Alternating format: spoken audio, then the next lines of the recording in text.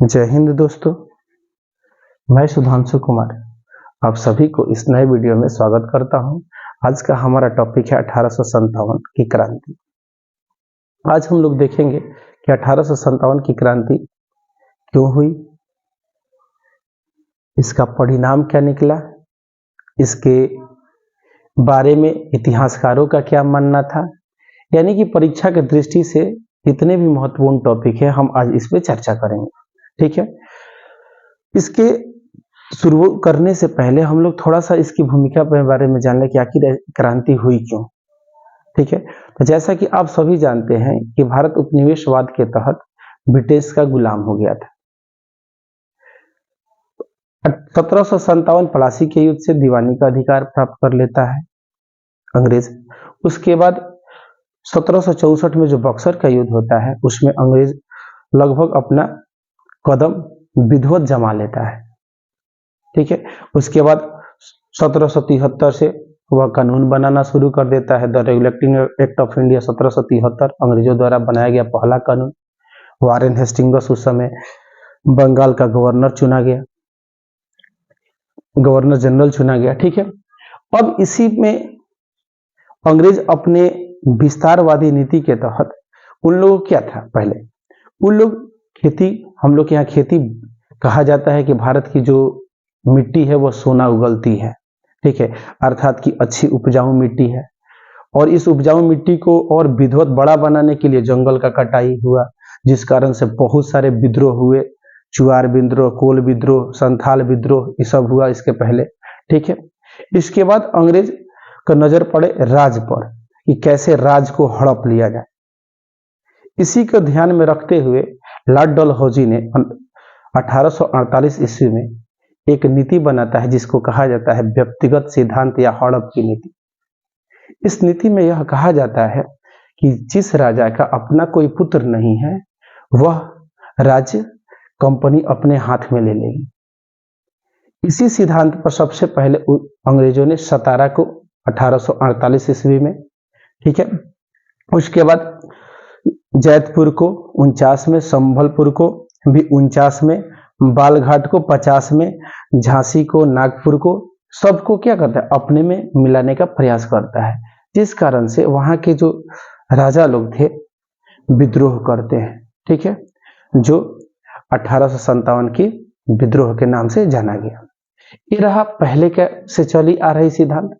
उस समय तत्कालिक जो कारण था वह बंगाल में बैरकपुर छावनी है, वहां के एक सिपाही हैं मंगल पांडे जी।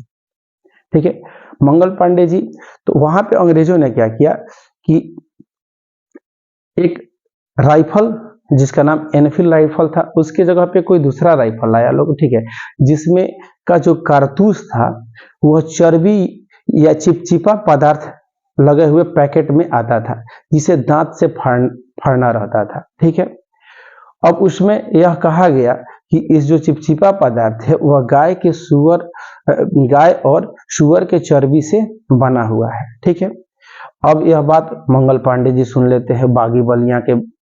ठीक है, अब बर्दाश्त हो उनसे, वह भी इसका विरोध करते हैं और कहते हैं कि भाई हम इसको नहीं फाड़ेंगे, हम इसको नहीं यूज करेंगे।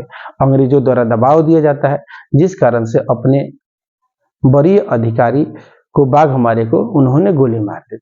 ठीक है, यही से इस घटना की शुरुआत मानी जाती है। यह धीरे धीरे पहुंच जाता है मेरठ में, और मेरठ के सिपाही भी इसका क्या करते हैं, विरोध चालू कर देते हैं, और 10 मई को वह विरोध स्टार्ट करते हैं, और उस समय के मुगल बादशाह बहादुर शाह जफर से जाकर मिलते हैं और उनसे कहते हैं कि आप हमारा नेता बन जाइए। ठीक है, और हम अंग्रेजों के खिलाफ विद्रोह कर रहे हैं। ठीक है, यही से चालू होता है। ठीक है, इसी में कभी पूछता मंगल पांडे जी को फांसी कब दी गई थी, तो ये भी याद रखिएगा 8 अप्रैल को दी गई थी, शायद 8 अप्रैल को। ठीक है, अब इसके बाद हम लोग के जो एग्जाम की दृष्टि से जो देखा जाए वह देखना है कि कहां से कौन राजा थे। ठीक है, और उनके विपक्ष में कौन अंग्रेज अधिकारी थे। ठीक है, यही हम लोग का मेन है जो पेपर में अक्सर आ जाता है। तो चलते हैं, वीडियो को चालू कर देते हैं फटाफट। चलिए, यहाँ पे केंद्र विद्रोह के नेता सन तिथि था और उनके विपक्ष में कौन अंग्रेज अधिकारी था जो दमन किया था, उनके बारे में जानेंगे। पहला चलते हैं दिल्ली, जहां से बहादुर शाह द्वितीय या जफर कह ले, ठीक है। इनकी सेना का जो नेतृत्व करता थे वक्त खान थे। इन्होंने चालू किया 11 मई, 10 मई को मिले थे सिपाही और 11 मई 1857 से चालू कर देते हैं। इनके खिलाफ में था निकलसन हडसन थे, याद रखिएगा, इंपॉर्टेंट है। दिल्ली से कौन थे? बहादुर शाह जफर नेतृत्व करता, याद रखेंगे, वक्त खां। और दमन करता यानी कि अंग्रेज अधिकारी कौन था? निकलसन हडसन, ठीक है। लखनऊ की बात करते हैं, वहीं पे सटे हैं, यहीं से मेरठ, लखनऊ में ही मेरठ पड़ता है, यहीं से चालू किया माना जाता है, ठीक है। यहां से बेगम हजरत महल थी, ठीक है, बेगम हजरत महल। और विरजियस कादिर थे, 4 जून 1857 को हुआ था। और इनके विपक्ष में जो अंग्रेज अधिकारी था वह कॉलिन कैंपबेल थे, ठीक है, याद रखिएगा, कैंपबेल अक्सर पेपर में आ जाता है। झांसी देख लिया जाए, झांसी अपनी रानी लक्ष्मीबाई थी, रानी लक्ष्मीबाई, ठीक है, रानी लक्ष्मीबाई।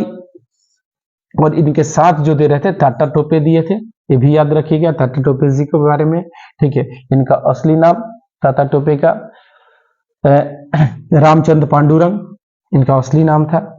यह जो थे 4 जून 1857 को इस विद्रोह में शामिल हुए। इनके विपक्ष में था ह्यूरोज, ये याद रखिएगा।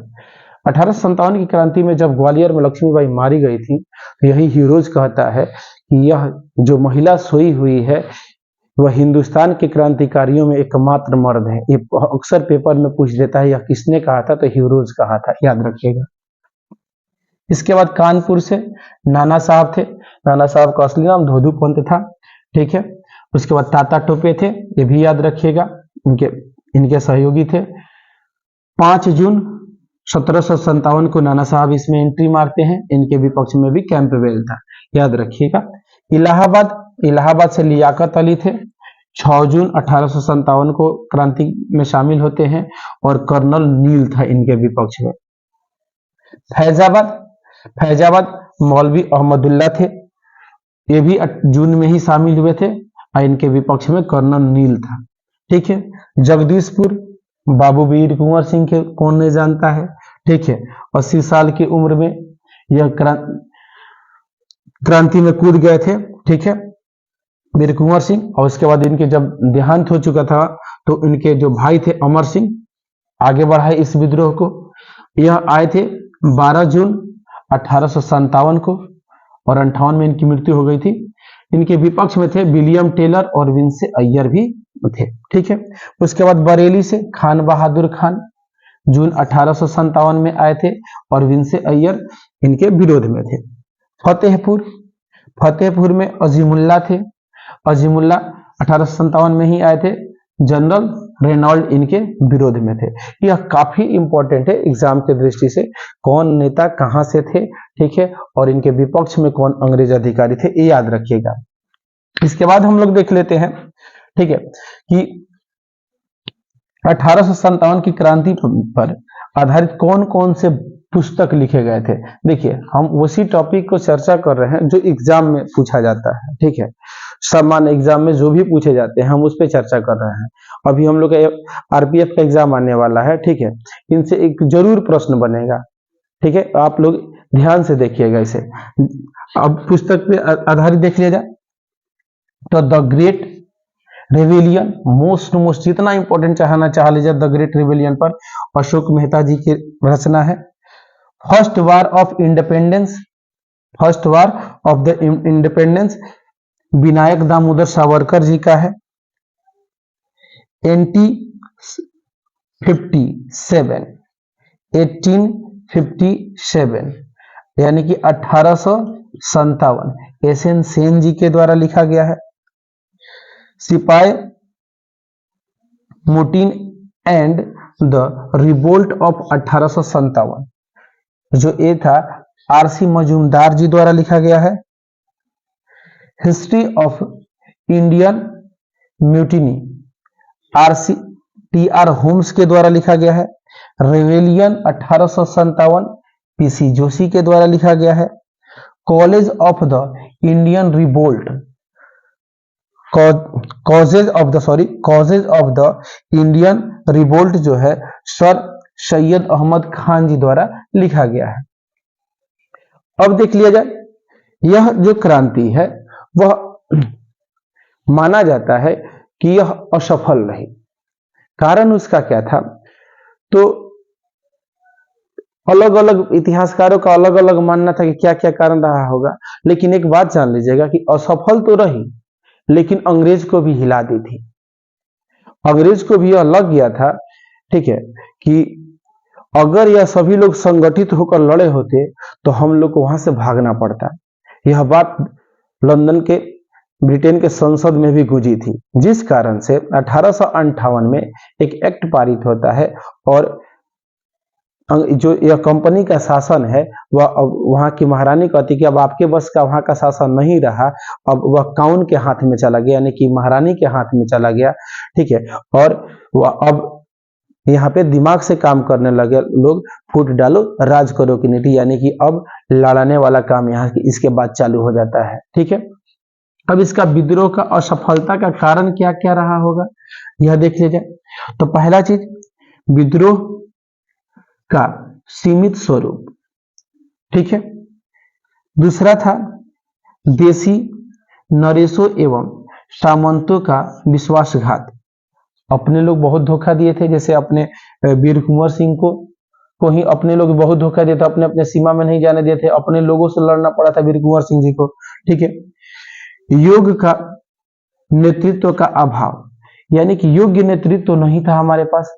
अगर हम लोग अलग अलग प्रांत के लिए लड़े थे, हम अपना प्रांत के लिए बचाने के लिए लड़े थे, झांसी की रानी लक्ष्मीबाई अपने प्रांत के लिए लड़ी थी, क्या बोलते हैं,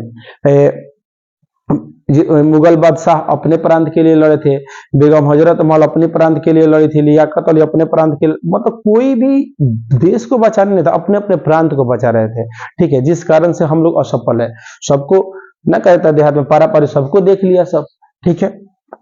उसके बाद संगठन का अभाव, बिल्कुल सही बात है।